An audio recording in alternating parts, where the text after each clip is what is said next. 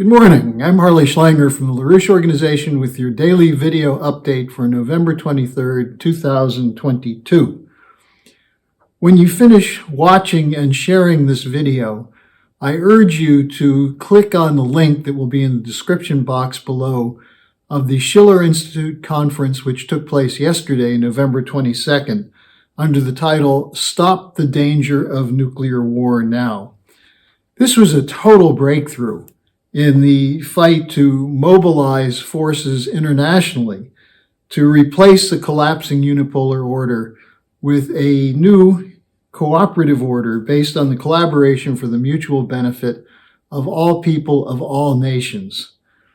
And I should emphasize, of all sovereign nations. This included a rejection of the fake concept of the rules-based order, rejection of the neoliberal economic model, which claims there's only one acceptable approach to economic and financial development, and that model is the Western neoliberal model, which is collapsing at an accelerating pace. This is nothing more than a neo-colonial, neo-imperial order with economic and financial power in the hands of private bankers, financial corporate cartels operating through central banks, using the military force of the United States and NATO to impose this model. And this was rejected by nations of the Global South at the just concluded G20 summit, at the ASEAN and APEC summits, and also at the COP27 conference in Cairo. That is, many nations of the Global South are now beginning to assert their sovereign rights for economic development and not accepting their continued subservience to an order which has looted them for centuries and has fed the appetites of the greedy billionaires who run the corporate cartels. Now, the discussion at the Schiller Conference, moved beyond the idea of a multipolar order, because a multipolar order has within it a geopolitical concept of competing blocs, with nations having to choose which bloc they'll join. This is similar to what existed in the Cold War before the collapse of the Soviet Union.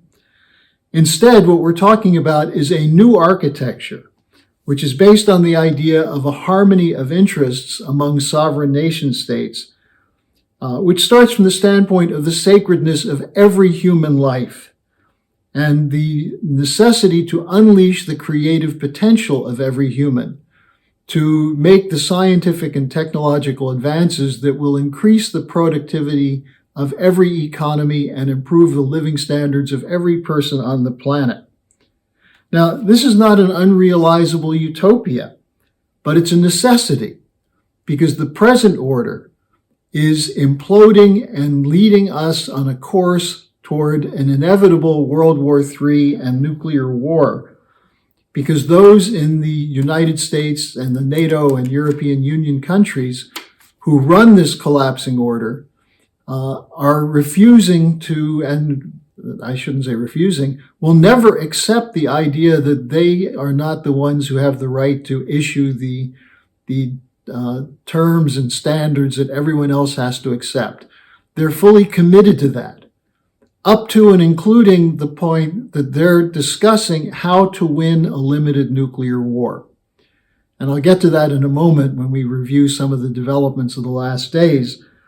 But they are already showing their commitment in the hardships they're imposing on the people of Europe in order to force NATO to stick to the idea of weakening and destroying Russia for the sake of protecting the collapsing order. So watch the Schiller Conference, especially starting with the keynote of Helga Zepp-LaRouche, who lays out 10 principles for discussion of what would be the basis of this new paradigm. We have an expanded list of speakers over the previous two conferences, including former elected officials and current elected officials, people from South and Central America, including Brazil and Argentina, in Europe from France, Germany, and Italy, including mayors from cities in France and political anti-war activists in Germany, as well as a roster from the United States, which includes Diane Sayre, the former candidate for Senate in New York against Chuck Schumer, Scott Ritter, and Colonel Richard Black. So click the link at the bottom of the description page to watch the conference. On the danger of expanded war, this was on display again yesterday at the NATO Parliamentary Summit, which took place in Madrid. The keynote was given by Jens Stoltenberg, the General Secretary of NATO, who is sticking to the line that the NATO will continue to fight to the end. And what does he mean by the end? Either the point of total destruction of Ukraine, the idea of fighting to the last Ukrainian, or until Russia is defeated. And he said, look, I know these are tough times, but the economic hardship is necessary to fight this war and to fund this war. And he made 2 points. Russia must be defeated. And secondly, China and other authoritarian regimes must not be given any chance to, quote, exploit our vulnerabilities and undermine us, unquote. In other words, we need more money for weapons, money and weapons into Ukraine, more suffering for the people of Ukraine by keeping them in this war, as NATO is refusing to let Ukraine negotiate. And this also means a danger, as we saw last week, that this will extend to a full-scale World War III. Stoltenberg's obsessive steadfastness was reflected by Wolfgang Ischinger, the former chairman of the Munich Security Conference, who gave a speech yesterday, or an interview with Bild Zeitung, in which he said, Germany must be transformed into a war economy so as to be able to give full military, financial, and humanitarian support to Ukraine.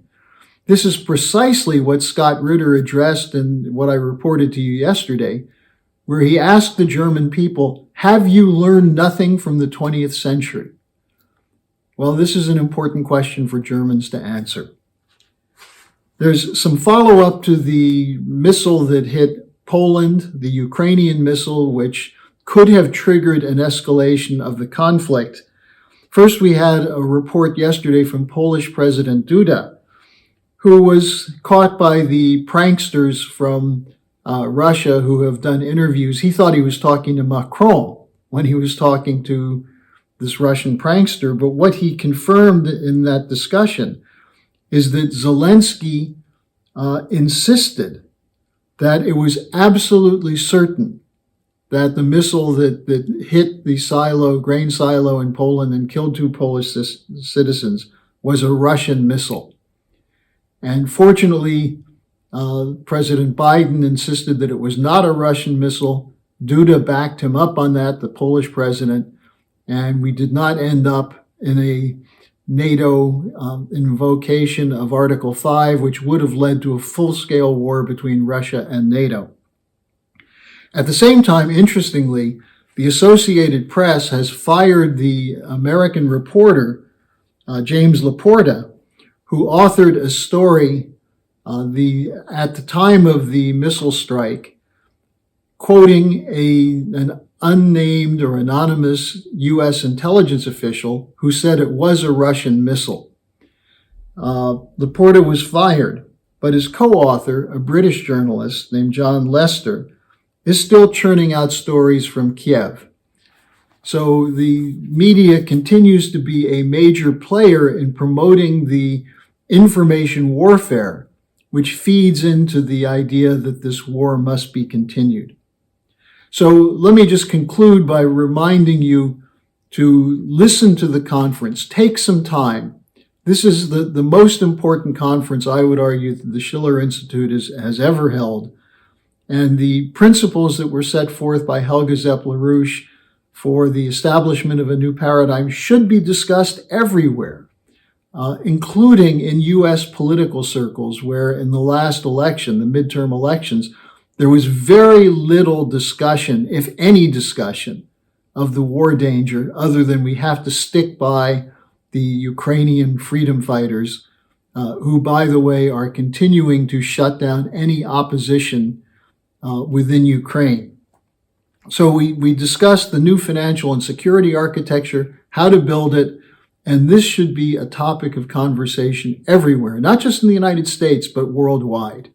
And it is a topic in many of the developing sector countries, which have finally made clear that they've had it with submitting to this rules-based order. So thanks for joining me today. We'll have more for you tomorrow.